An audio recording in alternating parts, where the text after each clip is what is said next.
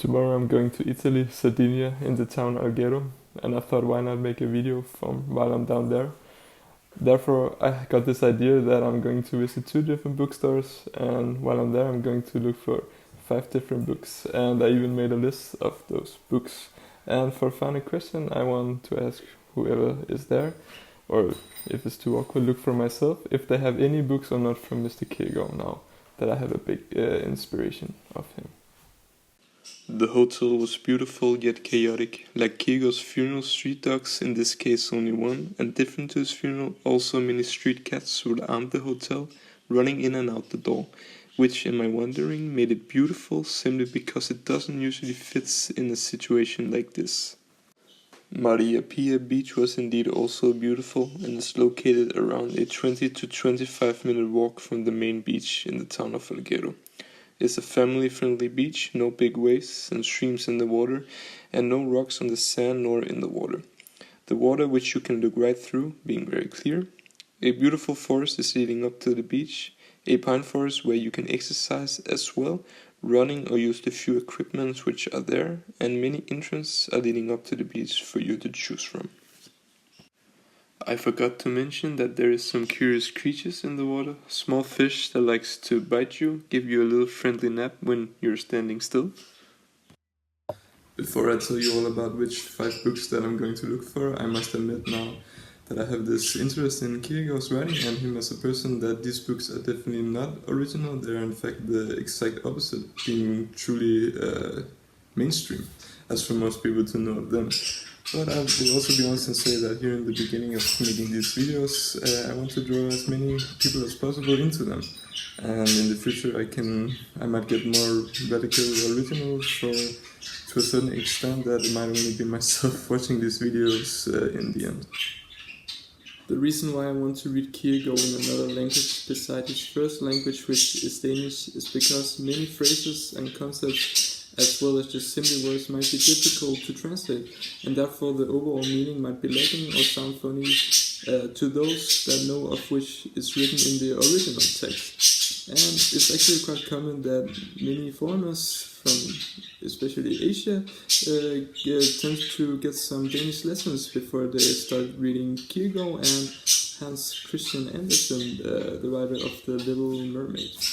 An interesting phrase could for example be Kierkegaard's use of in Danish, den enkelte, and then how would you translate this into English? You might say the one, or it's all about becoming the one, and if you make a reference to Nietzsche, saying there's no objective truth anymore, it's all about finding your own truth, it sounds a little silly, I would at least think, when you translate this in Danish, den enkelte, into in English, the one, it's all about becoming the one. It sounds not as majestic as it does in Danish, and I would say a little silly, honestly. It sounds like a boy band or some reality show, becoming the one, it's your time to shine, all of this. So, and I'm not saying this is how it is translated, but it could be cool to find out how exactly this phrase is translated from Danish to English.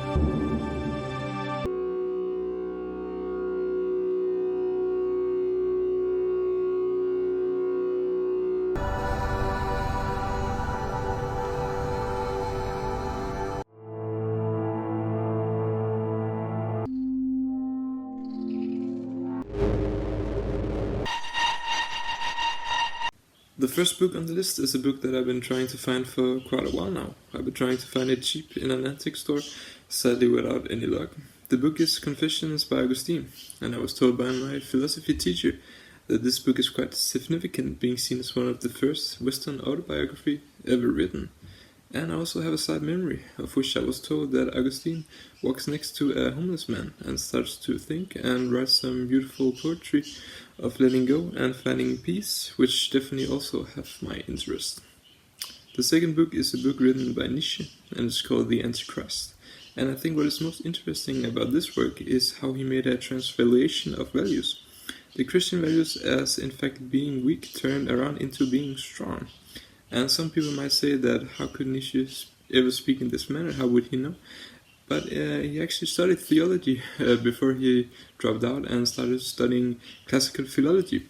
I think it was only for one semester, so maybe there is some critical sense for it, of him not knowing, but he also was from a devoted Christian household. So therefore he definitely knew about the Christian world and the Christian values, even though he was not traditionally educated. As a theologist, he must have had some sort of interest of this matter, and it really comes to show in this work.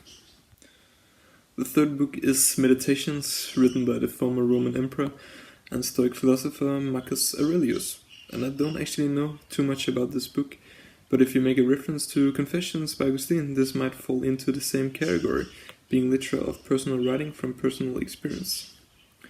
Book number 4 and book number 5 are both under the category of being fiction. It's the book 1984, written by the synonym of George Orwell, and the book War and Peace, written by Lev Tolstoy. And I know that War and Peace is definitely a novel, but with certainty there is fiction within it. It could be historical fiction or philosophical fiction. The reason I'm mentioning this is because the book 1984 might not be a fiction anymore. And I can't say the same for One Piece, because I simply haven't read it yet, and I therefore don't know too much about it. But because of what is happening in the world, with our phone's data getting snapped, and the civilian camp situation in China, which is truly oppressing their citizens, it would be more reasonable calling this book fiction, which is both facts and fiction.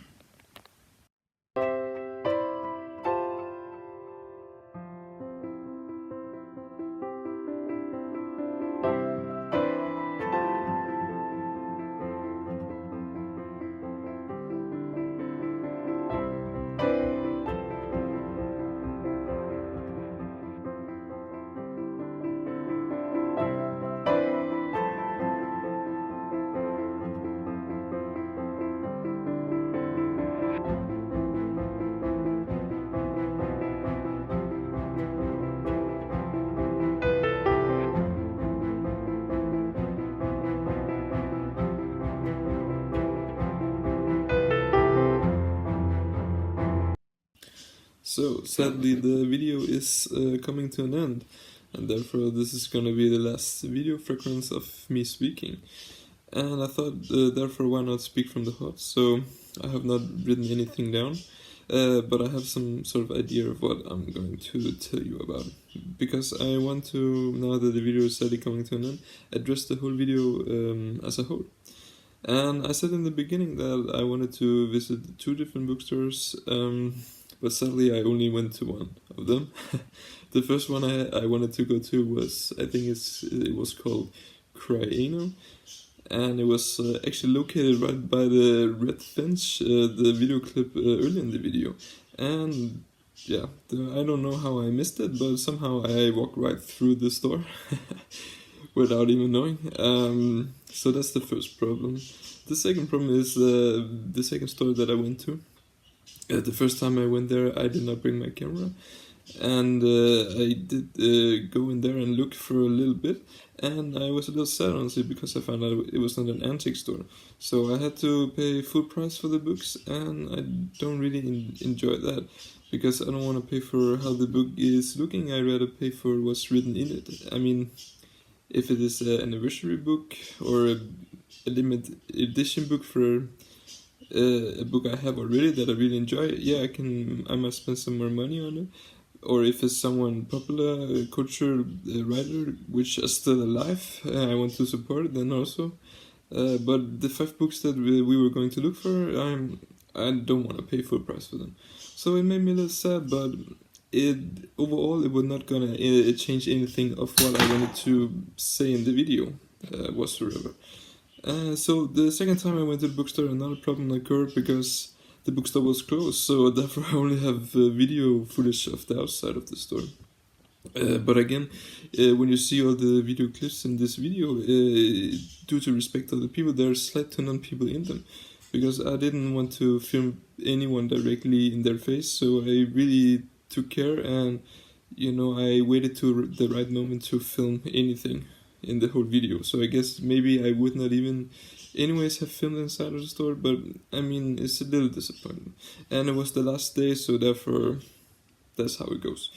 And another video clip I also wanted to film was all the fancy boats there, but I wanted to come back at night because it would be more beautiful with the colors and the lights.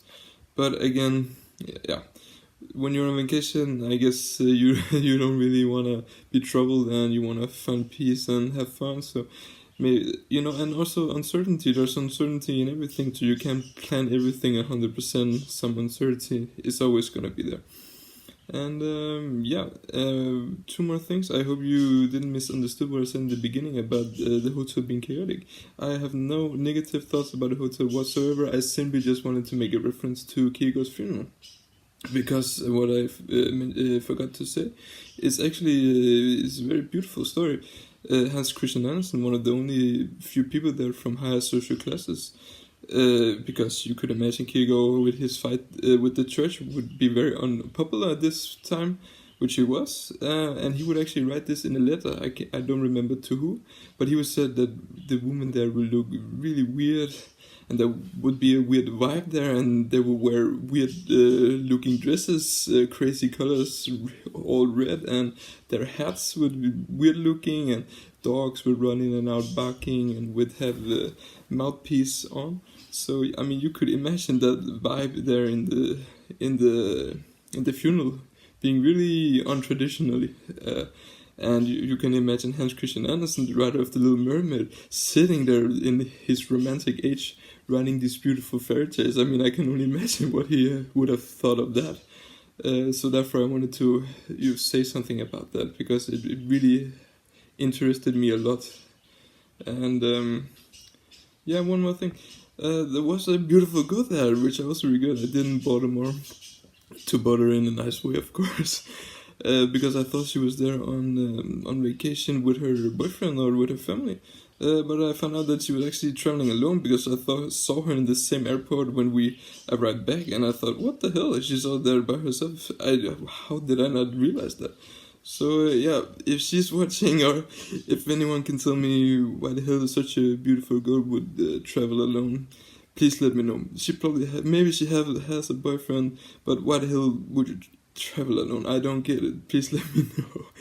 And as a whole, I enjoyed filming the video, and even though it's a little failed, that's how it goes. I said everything I wanted to say, and I had a lot of fun.